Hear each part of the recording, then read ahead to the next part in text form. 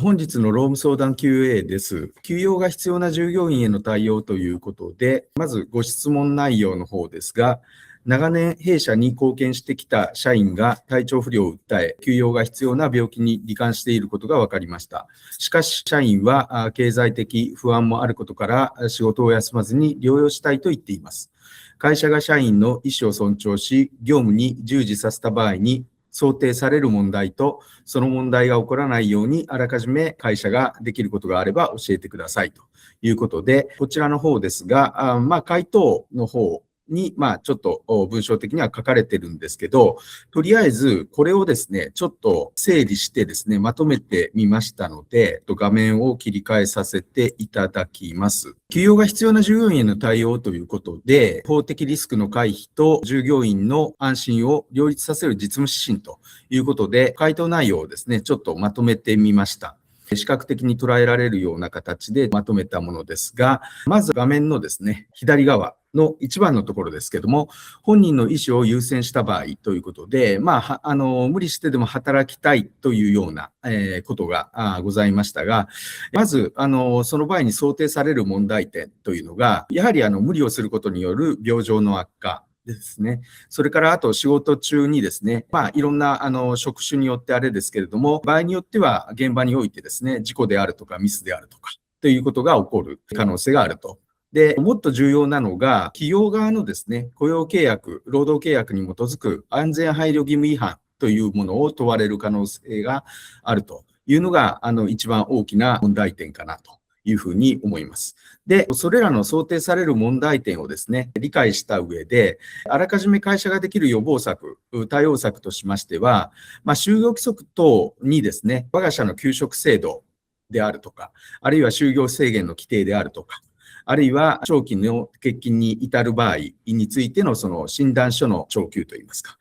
こういったですね、いわゆる会社としてのルール、仕組みというものをですね、あらかじめ設定しておくことによって、感情論ではなくですね、本来のあるべき制度、仕組みに基づいた対応ということで、客観的なですね、対応ができるというところがあります。で、あと、もちろん最終的には会社がどうするかっていうのは判断するべきところなんですけれども、専門家のですね、意見を聞いておくということが重要なポイントになりますので、手続き、最終判断をする上でですね、専門家である医師の見解を確認しておくと。この点においては、いわゆる本人の同意を得て、主治医の意見を聞くとか、あるいは産業医の先生がいらっしゃったら産業医の先生の意見を聞くとかということで、会社判断のですね、根拠となるエビデンスといいますか、そこをですね、しっかりバックボーンとして持った上で判断を行うということが重要になっています。で、本人がそういうからということで、情に流されてですね、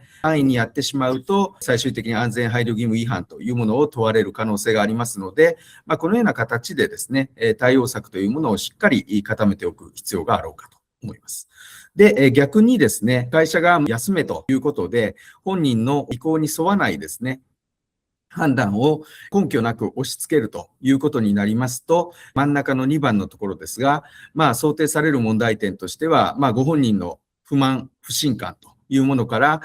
労働基準監督署へ相談に行かれたりというようなことで、労使トラブルというものに発展する可能性があるということですね。会社側の都合で休ませるんじゃないかというような話ですね。あと、これらについての対応策としましては、やはりですね、お互いの見解というか考えが違ってですね、そうして溝が開いてしまうということのないように、丁寧な話し合いを行う必要があろうかと思います。やはりご本人のですね、回復っていうものが最優先ですので、ご本人のことを思って対応してるんだということを理解していただいた上で、その経過経緯というものもですね、面談記録等も残しながらですね、対応をしていただく必要があろうかと思います。通常、社員さんが無理してでも働くということを、意思決定というか、そういう方向で考えられる要因としましては、画面の右側になりますけれども、3番目の社員が抱える不安への対応ということで、この部分になろうかと思います。まず1番が就業に固執する原因としましては、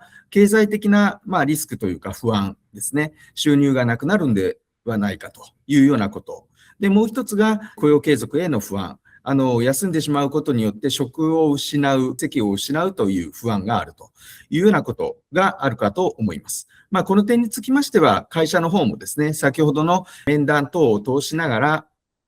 例えば、病気の休職といいますか、であれば、傷病手当金であるとか、あるいは年次有給休暇があれば、そういったものの有給休暇を当てることによって休むとかですね。こんなようなことで、経済的な不安感を消し去ることができるんだというような説明であったりとか、あるいは雇用継続の部分につきましても、復職というものの制度ですね。就業規則の中に、休職、復職の流れというものが記載されているということであれば、それらをもとにですね、説明を行う。ご本人さんの状況によってですね、完全休職というか、休みでなくても、いわゆる働き方の負荷をですね、下げることによって、就労可能な場合もあろうかと思いますので、そういったものも、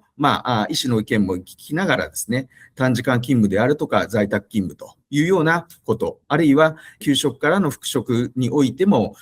リハビリ勤務というようなことで、完全復帰という前にですね、そういったリハビリ的な勤務を行うことによって対応するとかっていう方法がありますので、そんなようなことをですね、総合的に捉えていただきながら、一番いい判断は何なのかということを会社としてですね、ご検討いただければと思います。で、まずは会社にとってみれば、先ほど申し上げましたように、法的な部分での安全配慮義務を履行するために、就業規則とか、あるいは医師の診断、専門家の意見をですね、聞いてですね、そういったもので安全性を担保すると同時に、社員のですね、不安、心理的な不安を解消してあげるためにですね、我が社における制度の案内と、あとは、先ほど申し上げたような柔軟な働き方の提案を行うことによって、ご本人に寄り添ってあげると。こんなような形でですね、一番下にありますように、両輪の構えというようなことで、最終的な判断をされるのが一番重要かなということで、全体を俯瞰してですね、最終的な意思決定を図っていただければと思います。以上で本日の労務相談 Q&A を終わらさせていただきます。